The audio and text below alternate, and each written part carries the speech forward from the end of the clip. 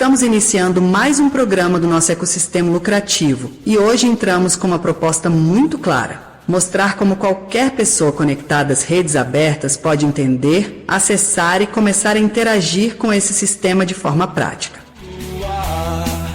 Nós temos neste momento pessoas acompanhando de diferentes regiões, o que reforça exatamente o que defendemos aqui: um modelo descentralizado, acessível e escalável.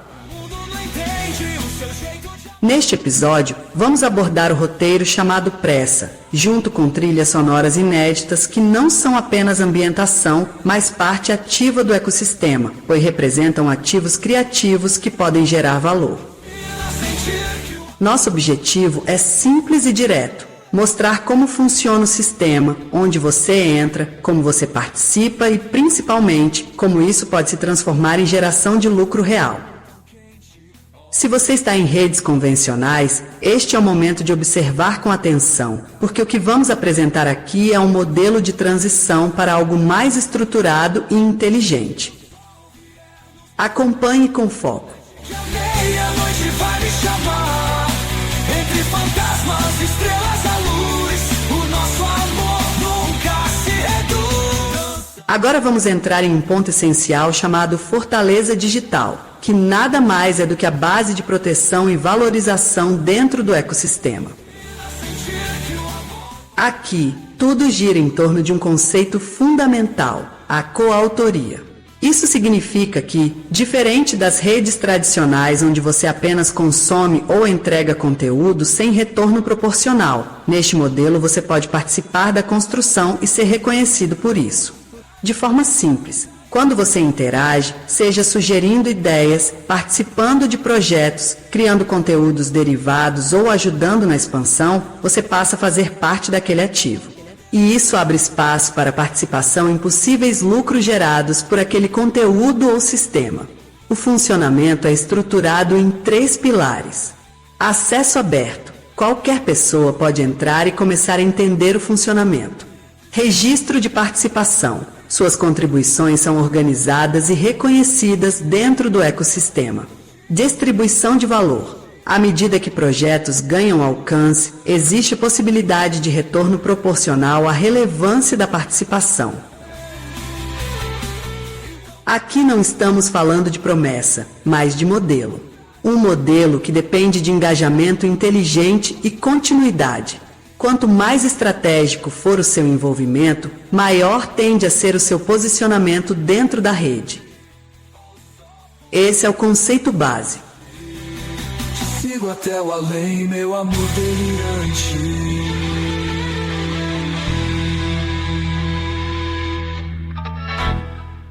A melhor música, toda hora, todo dia.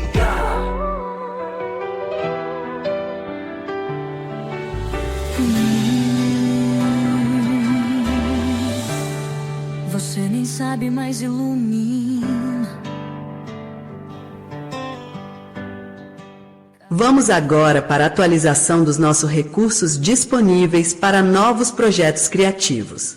Esses dados vêm diretamente da nossa Guia Oficial de Boletins, que concentra as informações operacionais do ecossistema em tempo real. Como hoje é feriado de 1º de maio aqui no Brasil, Dia do Trabalho, nossas movimentações seguem em um ritmo reduzido, refletindo a dinâmica natural do mercado em dias de pausa. Neste momento, o valor atual alocado, o montante disponível para entrada imediata em novos projetos, está em R$ 15,93. Esse valor reflete o ponto atual de entrada ativa dentro do sistema neste momento. A estimativa projetada para os próximos 30 dias é de R$ 477,90, considerando continuidade das interações e novas entradas. Estamos direcionando esses valores para propostas e colaborações. Se você está acompanhando, acesse a guia Contato e nos conte com o que você trabalha, sua média de rendimento ou o que você mais gosta de fazer. Alinhar afinidade com o sistema é o que gera desempenho real. Só para deixar bem claro para quem está chegando agora, esse valor alocado que a Thalita citou é o que já está posicionado no sistema para gerar movimento. É importante reforçar, A estimativa é uma projeção baseada no comportamento atual da rede, não uma garantia.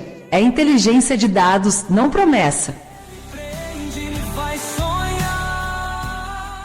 Agora, olhando para o blog do diretor, que centraliza os indicadores mais amplos da nossa rede, temos os seguintes dados atualizados. Leitura registrada, 439.418 acessos hoje. O volume de atenção na rede permanece alto. Expansão, ainda temos 6.560.582 vagas disponíveis, o que confirma que estamos em fase de crescimento. Montante em investimento, R$ 6.999.928,74, aproximadamente $1.412.529,01. Mesmo com esse volume robusto, o valor de legitimação, a nossa cota de entrada, permanece estável em R$ 15,93.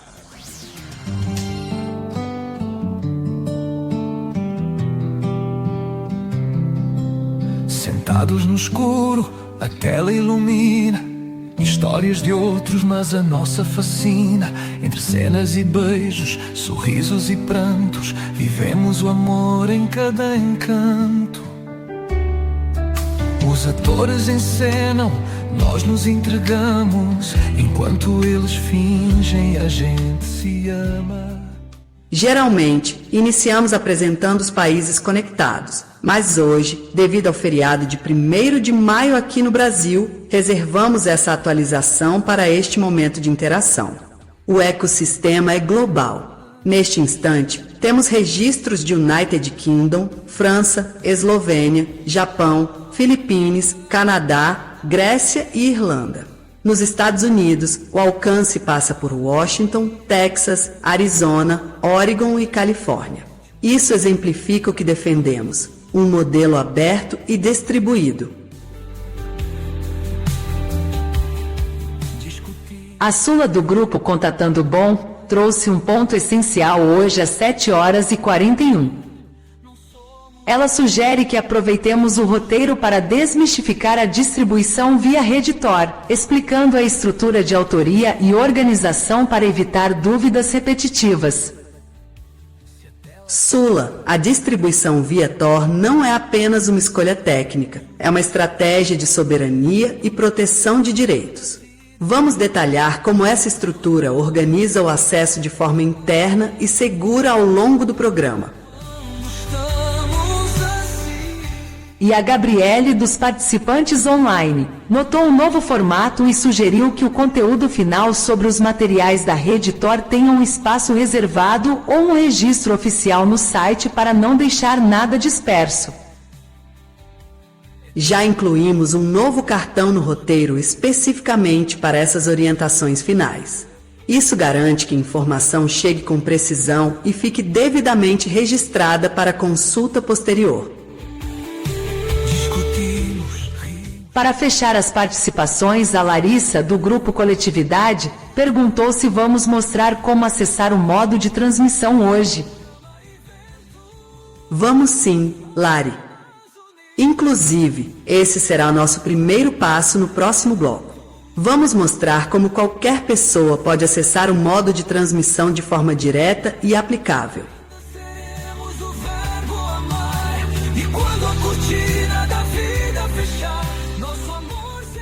Atenção! Estamos encerrando nossa transmissão aqui no LinkedIn e no Instagram devido às limitações de tempo dessas plataformas.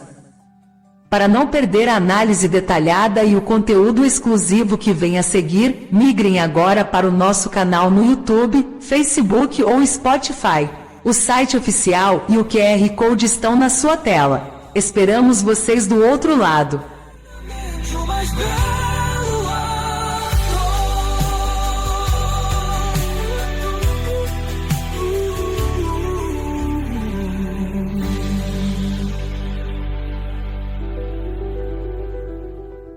X-Games Lan House, pacotes de internet, cópias de CD, DVD, cadastro, passaporte, INSS, impressões e xerox colorida, digitação por folha, elaboração de currículo, consulta, SPC, Serasa, débito de veículos, boletim de ocorrência, atestado de antecedentes, criar e-mail, perfil no Facebook e Instagram. Ligue agora, DDD 11 96311 7415. Aqui toca o seu som.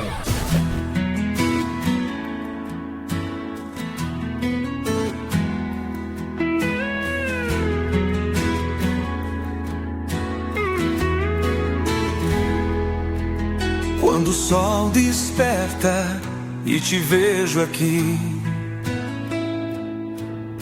meu mundo inteiro sorri pra mim. Agora que estamos em nosso ambiente seguro, vamos dar um mergulho mais profundo no ecossistema. Para isso, vamos estender nossa navegação para as páginas internas, conectando o chat com o blog do diretor e suas guias principais.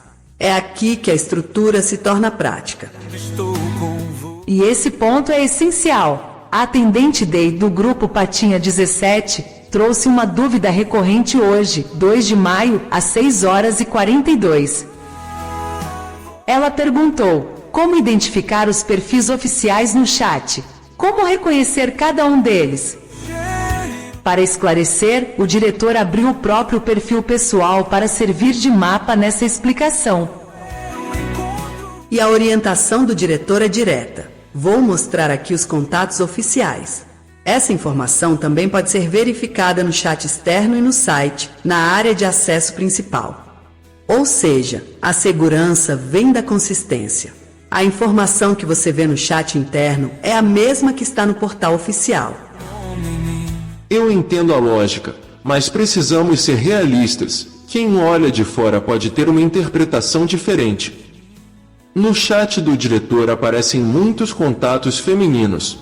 Para um novato, isso pode dar a impressão de um ambiente voltado para interação pessoal ou relacionamento. Isso não pode gerar uma confusão de propósito para quem está chegando agora? Sua observação é válida pelo aspecto visual, mas o propósito é estritamente funcional. Não é um chat de relacionamento. É um espaço público estruturado para múltiplas funções. O diretor reforça: nesta entrada, você encontra opções para compartilhar e receber arquivos, publicar conteúdos e conversar, além da lista de administradoras responsáveis pelo atendimento. O que vemos ali é uma base operacional de atendimento mesclada com contatos recentes de trabalho. E para não restar dúvida, o diretor complementa: na sua tela agora aparece uma seleção com os perfis oficiais reconhecidos, facilitando a identificação e garantindo segurança no contato com a equipe. Mesmo que o visual mude de perfil para perfil, a base de referência oficial é única, pública e verificável. Certo, a base oficial é fixa, mas tem um ponto prático. Contatos recentes mudam, podem ser apagados ou substituídos conforme o uso. Se a lista interna de cada usuário pode ser diferente, como o sistema garante que o usuário não se perca entre o que é pessoal e o que é oficial? Aí entra a organização individual. Cada usuário gerencia sua própria lista, mas o ecossistema sempre disponibiliza a base oficial como norte seguro. O usuário tem liberdade de uso, mas o sistema oferece a referência pública para que ninguém opere no escuro. Mais música, mais atitude.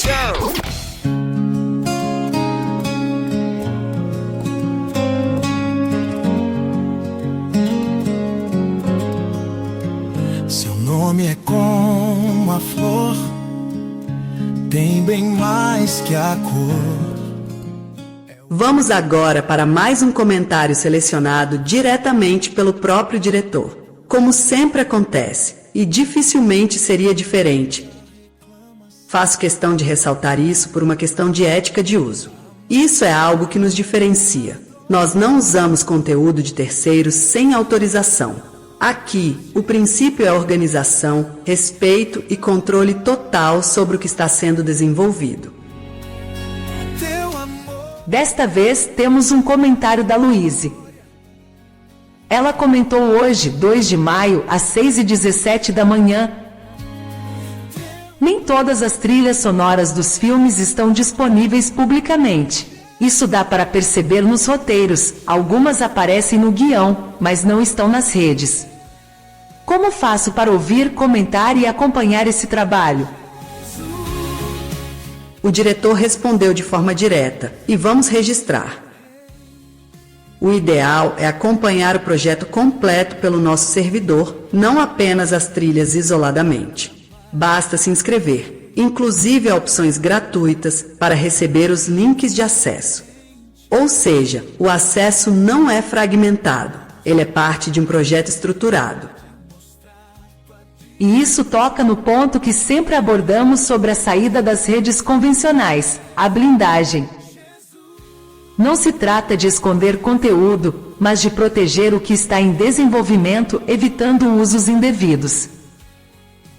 Mas existe uma percepção comum que precisa ser considerada. Redes privadas, em muitos casos, são associadas a conteúdos proibidos ou até ilegais.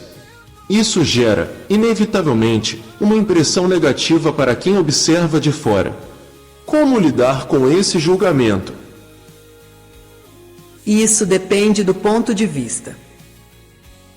Historicamente, as pessoas na época de Jesus evitavam passar por dentro da cidade de Samaria, porque havia um julgamento coletivo sobre aquele lugar. Mesmo assim, ele passou por ali, e isso não significava que estivesse praticando algo errado. A percepção externa não define a realidade do que acontece internamente. Concordo. O ponto principal é saber filtrar o que agrega valor. O diretor deixa isso claro. Por lá, você consegue ouvir, acompanhar e baixar os conteúdos por meio dos canais indicados, com acesso organizado dentro do ecossistema.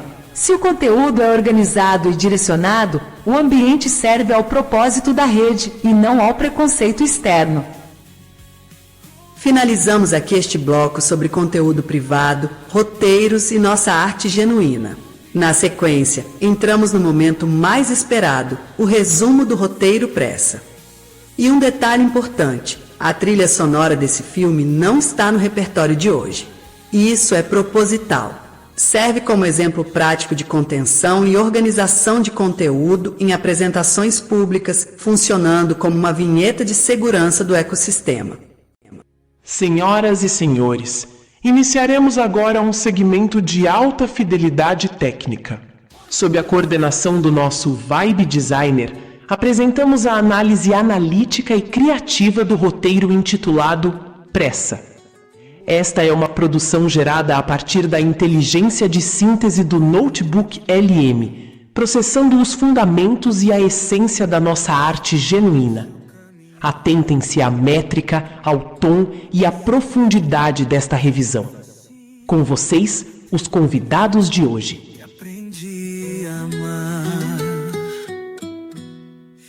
Olá e bem-vindos a mais uma análise aprofundada aqui no nosso espaço.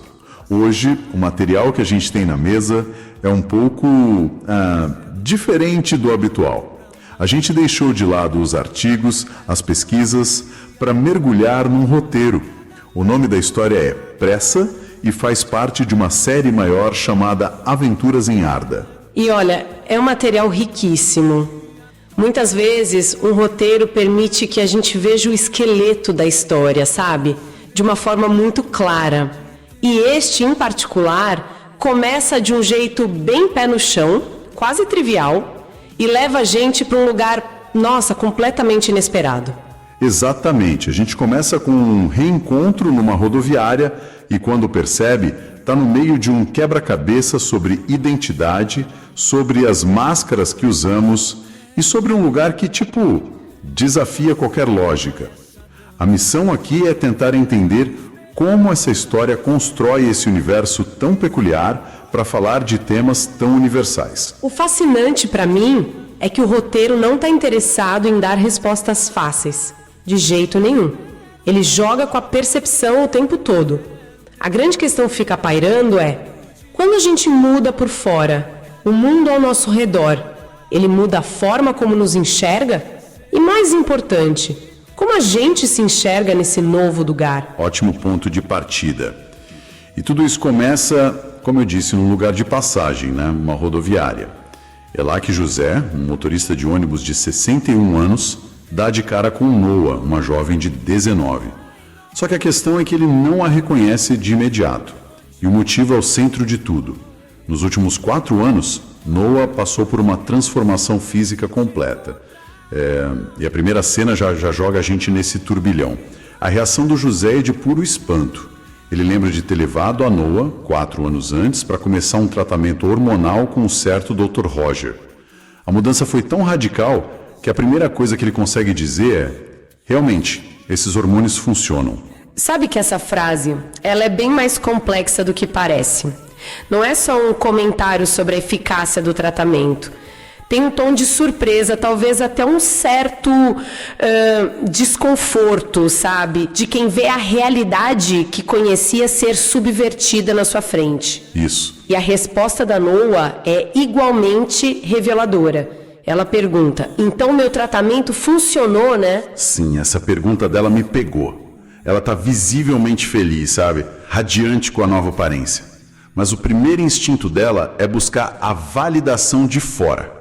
Especificamente de uma figura mais velha, quase paterna. É como se ela precisasse de um selo de aprovação do mundo antigo para a nova identidade dela, né? Exato. A transformação interna precisa de um espelho externo para se consolidar. E o José, talvez sem perceber, se torna esse primeiro espelho. Mas aí a história dá um nó. No meio dessa euforia toda da Noa, vem a realidade dura. Ela não tem para onde ir. Ela está literalmente num lugar de passagem, sem destino. E aí que o José faz algo que já mostra que ele não é um personagem qualquer. Com certeza. E acolhê-la. Isso já acende um alerta, não. É um ato de generosidade quase suspeito. Ou pelo menos muito fora do comum. É o primeiro grande ponto de virada. O roteiro usa essa gentileza para tirar os personagens do mundo real, da rodoviária, e nos levar para esse espaço que é quase um outro plano de existência, o tal retiro espiritual. A partir daqui, as regras da realidade começam a se dobrar. E como? A chegada da Noa ao retiro é um choque de realidade, para ela e para a gente. Ela esperava uma hospedagem, algo simples, e se depara com um convento. O medo e a decepção dela são quase palpáveis. A gente sente o chão se abrindo quando ela diz: não um convento? A guia, uma noviça chamada Luciana, tenta acalmá-la, mas a essa altura o clima já está pesado. O cenário por si só já é uma declaração. Um convento é um lugar de regras rígidas, de uniformidade, de identidade coletiva, e é nesse ambiente que a individualidade recém-conquistada de Noa vai ser testada. Mal chega e já se sente um peixe fora d'água. Mas o verdadeiro golpe vem em seguida. É a cena que muda tudo. Luciana chama a irmã Carmela. Uma freira se vira e é a cara do José, idêntica. A reação da Noa é a que qualquer um de nós teria. Ei, mas você é o José, por que está vestido de freira? É um momento brilhante que mistura comédia, choque e um profundo mistério. Nossa, quando eu li essa cena, eu tive que parar. Sério, o roteiro joga a gente nessa confusão junto com a Noa. A gente não sabe em que acreditar. A Luciana insiste com a maior calma do mundo que aquela é Carmela, a irmã gêmea de José. Mas a semelhança é descrita como absurda. O roteiro escolhe deliberadamente não nos dar uma resposta. Ele nos força a viver na ambiguidade. É a mesma pessoa com uma vida dupla? São gêmeos? Ou algo ainda mais estranho está acontecendo? E não para por aí. O roteiro continua, sabe? Alimentando essa dúvida. Mais tarde, no momento de confidência, a Luciana joga mais lenha na fogueira. Ela conta para Noa quase como uma fofoca de corredor. Dizem que às vezes eles trocam os papéis. O José se veste de monja e a Carmela de padre. Essa fofoca é a chave de tudo, né? Ela praticamente institucionaliza a fluidez da identidade naquele lugar. Não importa quem é quem. Os papéis são intercambiáveis. Isso prepara o terreno para a grande revelação sobre o próprio mosteiro. Exatamente. É o que nos leva a entender a lógica interna desse universo. A Luciana, em certo momento, diz para uma Noa toda assustada: não se preocupe, todo este mosteiro é só uma grande fachada, nada é sério. Essa frase é um divisor de águas. Ela nos dá permissão para parar de tentar entender tudo de forma literal e começar a ver o lugar como um grande palco. Uma performance. O mosteiro inteiro é uma performance. E se o mosteiro é uma fachada, então todos os seus habitantes estão de alguma forma atuando. Isso ressignifica tudo. E a prova disso vem com o próximo personagem que a gente conhece. O Celino. Ah, o Celino. O Celino é uma figura fantástica. À primeira vista, ele parece um menino, um garoto, mas o roteiro nos informa que ele tem 34 anos e uma síndrome rara que afeta a aparência. Ele é um coroinha e tem uma dinâmica muito particular com o José, que a essa altura a gente já encontra vestido de pade. É uma relação de provocação, de cumplicidade. A primeira coisa que a gente pensa é: Celino é um espelho para Noa. E ele é de fato, mas é um espelho meio distorcido talvez, porque ambos têm essa dissonância entre aparência e identidade, mas estão em momentos muito diferentes. Ótimo ponto. Será que é um espelho do presente ou um espelho do futuro? O Celino parece ter encontrado um lugar de conforto, de irreverência dentro dessa fachada. Ele usa a percepção que os outros têm dele a seu favor. Ele brinca com isso. Já a Noa está no auge da crise, desesperada para que a aparência e a identidade se alinhem e sejam aceitas. O roteiro pode estar sugerindo que o caminho para a paz não é eliminar a dissonância, mas aprender a conviver com ela, como o Celino fez. Faz todo sentido. Ele não luta contra a percepção dos outros. Ele a manipula com humor. E o roteiro está cheio desses momentos de humor com duplo sentido, que reforçam essa ideia de que nada é o que parece. Tem aquela cena ótima em que a Noa ouve que na ala masculina moram os vigários. Ela entende vigaristas. É uma confusão que parece boba, mas é perfeita para o ambiente. As palavras ali não têm um significado fixo. E essa brincadeira com a linguagem continua. Quando a Luciana fala sobre o Celino, ela solta uma frase de duplo sentido clássica. A Noa diz que achou o Celino uma gracinha, e a Luciana responde na lata: ele toca o órgão do padre. A reação de choque da Noa é imediata, e a Luciana tem que esclarecer: tô falando de órgão e instrumento musical. Essa cena é hilária, mas também muito inteligente. Ela mostra como uma única frase pode ter duas interpretações completamente diferentes, sabe? É uma metáfora para tudo o que acontece ali. Tudo é uma questão de interpretação.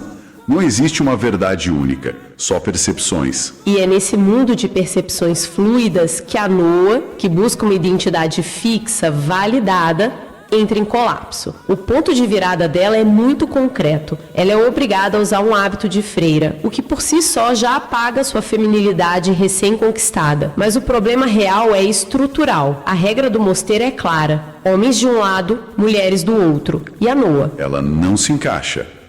Ela não pode ficar na ala feminina por causa da identidade de origem dela, pelo menos segundo as regras arcaicas do lugar. E, obviamente, com a aparência atual, ela não se encaixaria na ala masculina. A estrutura binária do mosteiro, essa grande fachada, não tem um lugar para ela. A caixa não serve. E é nesse momento que a euforia dela do início da história se transforma em pó. Quando José a leva de volta para a rodoviária, o ciclo se fecha. Mas ela é uma pessoa completamente diferente, ela desaba. E a frase dela é o soco no estômago da história.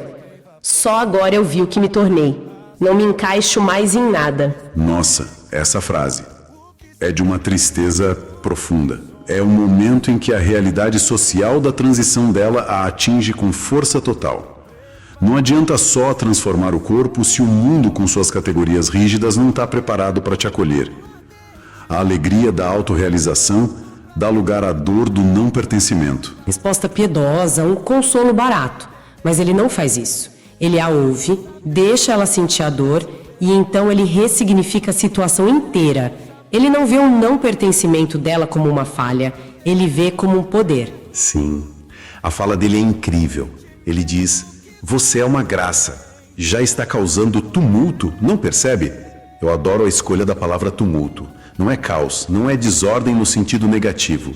É uma perturbação necessária.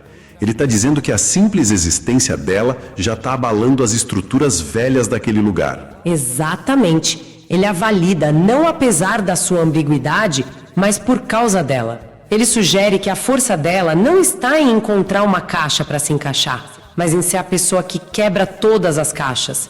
É uma virada de perspectiva radical e profundamente compassiva. E a história termina com um gesto concreto que reflete essa ideia. De volta ao uniforme de motorista, de volta ao mundo real, ele não a deixa na rodoviária. Ele revela que vai pagar um hotel para ela, um lugar só dela, onde ela não é da ala masculina nem da feminina. Ela é apenas Noa. É a primeira vez que ela tem um espaço que é definido por ela. E o diálogo final é a cereja do bolo. Já mais calma, ela se vira para ele e faz a pergunta que ainda tá na nossa cabeça. Você é o José ou a Carmela? E a resposta dele é perfeita. Ele não resolve o mistério, ele apenas sorri e diz: bom, isso você vai ter que descobrir. Essa recusa em dar uma resposta final é o que faz a história ficar com a gente, não é? Se ele dissesse sou o José ou somos gêmeos, o encanto se quebraria.